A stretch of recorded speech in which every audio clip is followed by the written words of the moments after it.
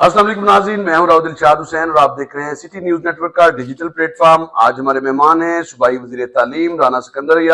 हर front पर नजर आते हैं, सियासी हो या सरकारी, हर फ्रंट पर पार्टी और हुकूमत को दिफा करते हुए पाए जाते हैं। इनकी वजारत है तालीम की और इनकी तालीम की वजारत के हवाले से इनसे बात करेंगे। बहुत शुक्रिया राना साहब। राना साहब, आज भी आप ये दावा करते हैं कि बहुत ज्यादा जो एनरोलमेंट है वो हुई है, जो आउटसोर्स का सिस्टम शुरू किया गया उससे बहुत सारे स्टूडेंट्स मुस्तफीद हुए, फिर एक्सीलेंस सेंटर्स से बहुत सारे स्टूडेंट्स हुए, लेकिन दूसरी जानिब दावा ये किया जाता है कि 2 करोड़ बच्चे आज भी स्कूल से बाहर है। इसकी क्या वजह है?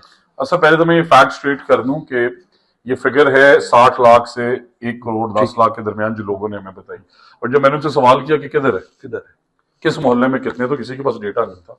तो हमने इस साल अपनी 3 तहसीलें लोकेट की और इसी तरह पब्लिक प्राइवेट पार्टनरशिप से एक एनरोलमेंट बढ़ी, दूसरी बड़ी स्कूल मील प्रोग्राम से, और तीसरी हमारे सरकारी स्कूलों के सरकारी मेयारी स्कूल। तो हम इन तीनों को क्लब करके हमने ये मॉडल बनाया कि अगर इन तीनों को मिला के हमने पिछले साल बच्चों की एनरोलमेंट थी 11 लाख, इस साल है अल्हम्दुलिल्लाह 27 लाख। तो एक तो हम इसे एक्सपैंड कर रहे हैं, दूसरा हम हर बच्चे को नादरा से लिंक कर रहे हैं। हमने ऑलरेडी पैसे पे कर दिए और वो भी अपने गवर्नमेंट से, एक्सचेकर से नहीं, डेवलपमेंट पार्टनर्स की जो ग्रांट थी उससे। एसडीजीज हमारा एक कंपोनेंट है जो ग्रांट दी हमारी परफॉर्मेंस पे हमें, वर्ल्ड बैंक फंडेड एक प्रोजेक्ट है और उसके थ्रू हम प्राइवेट स्कूल्स और पब्लिक सेक्टर स्कूल्स के हर बच्चे को मैप कर रहे हैं। इसी के थ्रू हमने 18 लाख बच्चे निकाले हैं जो सिस्टम में थे ही नहीं। तो अब लेट से हम जहां खड़े हैं लाहौर के इस मोहल्ले में किस घर में कितने बच्चे आउट स्कूल है, उन्हें मैप डेटा सर आपके पास है?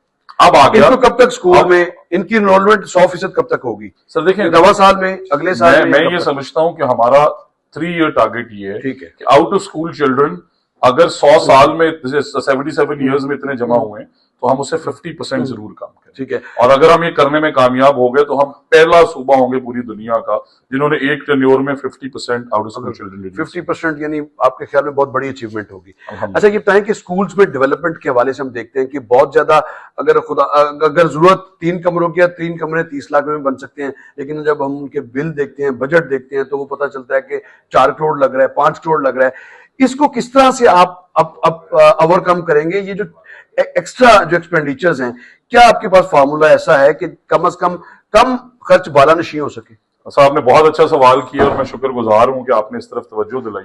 हम करेंगे नहीं, हम कर रहे हैं। ठीक है। हमने तमाम वो डिपार्टमेंट्स जो कमरा 50 लाख का 45 लाख का बनाते थे उन्हें खुदा हाफिज कह दिए। हमारे स्कूलों में कमरा बन रहा है 12.5 लाख का, 2000 कमरे बन गए और अगले 3 महीने के अंदर 25,000 ऐसे कमरे बनाने जा रहे हैं। अगर 3 माह के अंदर, और 25,000 कमरों की कॉस्ट अगर पिछली गवर्नमेंट के हिसाब से देखें तो बनती है 1 अरब प्लस। हम बनाने जा रहे हैं 38 बिलियन में। कौम के टैक्सों का पैसा भी बचा रहे हैं और शुक्रिया आपके मशवरे का, हम ऑलरेडी ये काम। अच्छा, ये बताएं कि बहुत ज्यादा फीसों के हवाले से पेरेंट्स की चीखें निकलते हुए हम देखते हैं कि फीसें नहीं पूरी, ऑलरेडी महंगाई की बहुत ज्यादा इश्यूज हैं, फिर फीसें बहुत ज्यादा प्राइवेट सेक्टर में।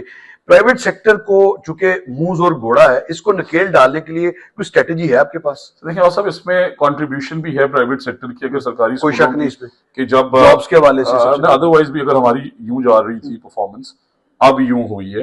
आपने इसको ऑलरेडी पायलट कर लिया, बड़ा सक्सेसफुल, जलालपुर पीर वाला। यानी पहले इंडियन एयरफोर्स की तरफ नीचे जा रही थी, अब अल्हम्दुलिल्लाह पाकिस्तान एयरफोर्स की तरफ ऊपर जा रही है। तो इसका हमने हालिया निकाला है। जब तक हम अपनी परफॉर्मेंस इंक्रीज नहीं करेंगे, बेहतर नहीं करेंगे, उन पे प्रेशर कैसे आएगा? सो जलालपुर में पहला पायलट हो गया। आपसे ये रिक्वेस्ट है कि अपने नुमाइंदे से वो वीडियो मंगाएं जहां पे 61% बच्चे तमाम प्राइवेट स्कूलों को छोड़ के जलालपुर पब्लिक स्कूल, हमारा सरकारी स्कूल ज्वाइन कर चुके हैं। वैसे 300 इस साल बना रहे हैं, अगले 4 साल में वैसे 1500 स्कूल बनाएंगे और अगले साल सर्दियों तक मेरा आपसे वादा है कि आपके प्राइवेट स्कूल्स की फीस में विजिबल। अच्छा, ये बता दें कि इस्लाहात के हवाले से पंजाब काबीना ने एक जो एजेंडा था वो पंजाब काबीना के हालिया इजलास में वो अप्रूव किया है। किस किस्म की इस्लाहात लाएंगे कि हमारी जामियात का 350 दुनिया की जो जामियात है उनमें से कम हमारी को 1, 2, 4 हमारी जामियात भी हो? अब आपको बड़ी खुशी होनी चाहिए कि आज आपकी सरकारी यूनिवर्सिटी ऑफ सरगोदा लम्ब से बेहतर रैंक कर रही है। आज अल्हम्दुलिल्लाह पंजाब यूनिवर्सिटी जो है वो, जिस तरह आपने कहा कि हम टॉप 300 तो एक टारगेट है, हमने 3 अपनी जामियात को IIT जिस तरह इंडिया में उस तरह पे, जिसमें गवर्नमेंट कॉलेज यूनिवर्सिटी है, लाहौर कॉलेज वुमेन यूनिवर्सिटी और UET जो कि मल्टीपल कैंपसेस है, बहुत बड़ा इदारा है, इन 3 को हम इस साल लेके चल रहे हैं।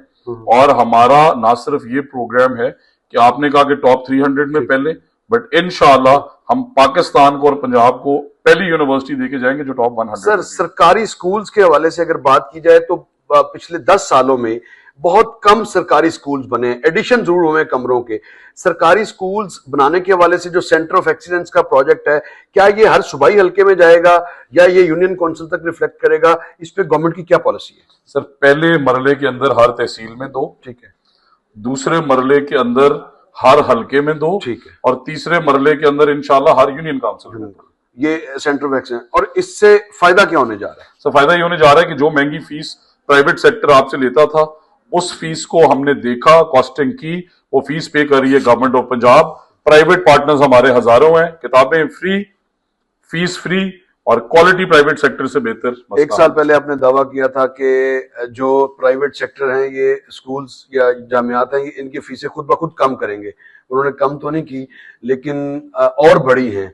अब इसके हवाले से क्या मैं आपके फैक्ट करेक्ट कर देता हूँ कि इस साल आपकी जो प्राइवेट यूनिवर्सिटीज हैं उनकी फीसें स्टैग्नेंट हैं, वो नहीं बढ़ा सके। उसकी वजह क्या है कि मैं आपको 3 यूनिवर्सिटीज के नाम ले देता हूँ। आपने ये भी कहा कि हम इनको मजबूर करेंगे। मैं आपको बता रहा हूं, हमने मजबूर कर दिया। यूईटी में पिछले साल दाखिले 18,000, इस साल 37,000। ठीक है। यूनिवर्सिटी ऑफ कमालिया में 400% एनरोलमेंट इंक्रीज।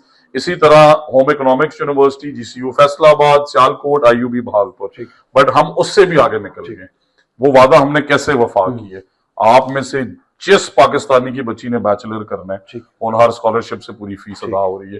किसी पे फाइनेंशियल बर्डन है, और वो पब्लिक और प्राइवेट का कोई फर्क नहीं है। आप यूएमटी पढ़ें, आप लम्स पढ़ें, आप नस्ट पढ़ें, आप यूईटी पढ़ें, सरकारी या प्राइवेट जिस जामियात में पढ़ें, आपकी फीस फ्री है। होनहार जो बच्चों का स्कॉलरशिप है, लैपटॉप है, ई बाइक्स हैं, ये मंसूबा बढ़ेगा, जारी रहेगा या रुकेगा? पूरी तेजी से जारी रहेगा। ठीक है। लाखों में पहुंच गए एयरफोर्स की तरफ, और इंशाल्लाह जिस तरह आपने पहले कहा कि हमने उस वादे पे डिलीवर करना है, ये लाखों में नहीं, ये मिलियंस में। ठीक है जी, आपने गुफ्तगू सुनी राना सिकंदरियात की। उनका ये कहना है कि स्कॉलरशिप भी बढ़ेंगी, स्कूल्स भी नए बनेंगे, तहसील लेवल से सूबाई हल्कों और फिर यूनियन काउंसिल के लेवल में सेंटर ऑफ एक्सीलेंस, जबकि जो स्कॉलरशिप्स हैं उनको हर सूरत बढ़ाएंगे और पाकिस्तान की, पंजाब की ज्यादातर जामियात को टॉप रैंकिंग में लाएंगे। जिस तरह से सरगोदा यूनिवर्सिटी का तस्करा हुआ, इसी तरह से दीगर यूनिवर्सिटीज को भी इस लेवल पर ले जाया जा रहा है इस्लाहात के नतीजे में कि वो भी बढ़ेंगी, और प्राइवेट सेक्टर को हर सूरत में मजबूर किया जाएगा कि वो अपनी फीसें खुद कम करें, बजाय इसके कि उनको इन्फोर्स किया जाए। क्योंकि सरकारी तालीमी इदारों में तालीम का म्यार इस कदर बुलंद करने की के लिए कोशिश है ताकि कम से कम रुझान जो है प्राइवेट सेक्टर की तरफ हो। इसके साथ ही मुझे दीजिएगा इजाजत। अल्लाह निगहबान।